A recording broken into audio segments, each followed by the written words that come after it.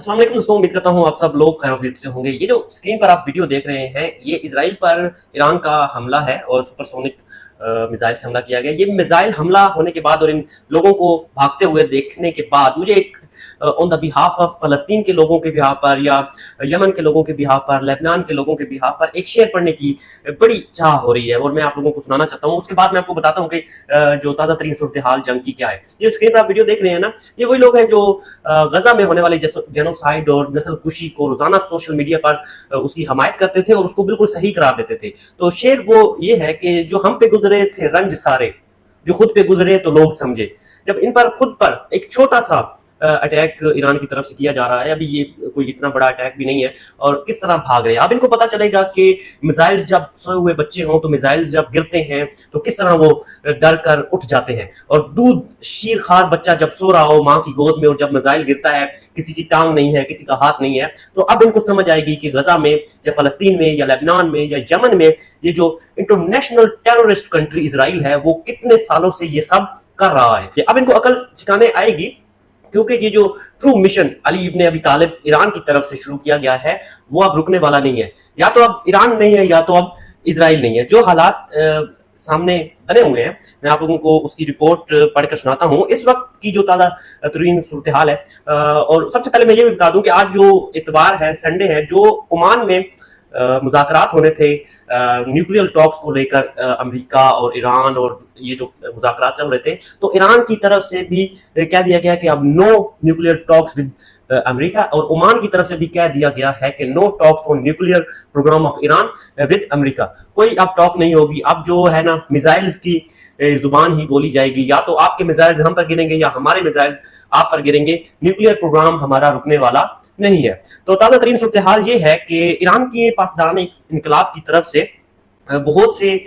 Missiles, supersonic missile जो है दागे गए हैं तल अवीव के करीबी फौजी अड्डों पर, और जमीन से जमीन और बहुत बड़ा डिस्टेंस तय कर कर नेक्टो एयरबेस और रामून जो एयरपोर्ट है इसराइल का, उसको निशाना बनाया गया है। फिर हीफा में एक एहसास कम्युनिकेशन सेंटर है और कहा जा रहा है कि उनका जो ऑयल रिफाइनरी है इसराइल की, उस पर हमला किया गया है और बड़ा नुकसान पहुंचा है। इसकी सूरत में जो बहुत से फौजी एहलकार उनके जहन्नम वासिल हुए हैं और बहुत से जख्मी भी हुए हैं, और दो बड़े फौजी जो हैं अड्डे जो हैं वो मुकम्मल तौर पर ईरान ने तबाह कर दिए हैं। अब ये जो इसके रद्द अमल में इजराइल का वज़ीर आज़म जो नेतन्याहू, जिसको मैं अपनी जुबान में एक अमेरिका के मफाद में इस्तेमाल होने वाला एक इंटरनेशनल टेररिस्ट कंट्री का हेड मैं जिसे समझता हूँ, वो ये कहता है कि इसकी हम जवाबी कार्रवाई करेंगे और ईरान को सबक सिखाएंगे, ब्ला एंड ब्ला। बट मुमकिन तौर पर खित्ते में जो जंग मुकम्मल तौर पर जो है बड़े पैमाने में बढ़ती जा रही है और इसका जो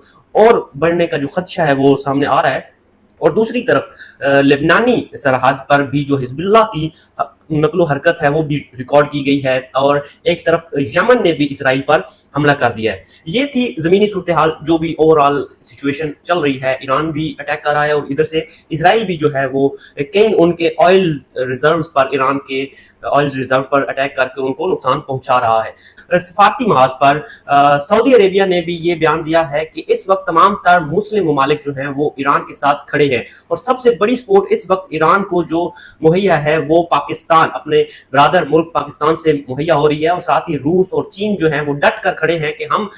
इसराइल की जो ये गुंडागर्दी है वो मशरक़ वस्ता में नहीं चलने देंगे। तो मैं दुआ गो हूँ कि ईरान जो है इस तमाम तर मिशन में, ट्रू प्रोमिस मिशन जो है अली इब्न अबी तालिब, उसमें कामयाब हो, और इसराइल के ये जो सिविलियंस हैं और ये जो कहते थे कि जो गजा में बच्चों पर जुल्म हो रहा है या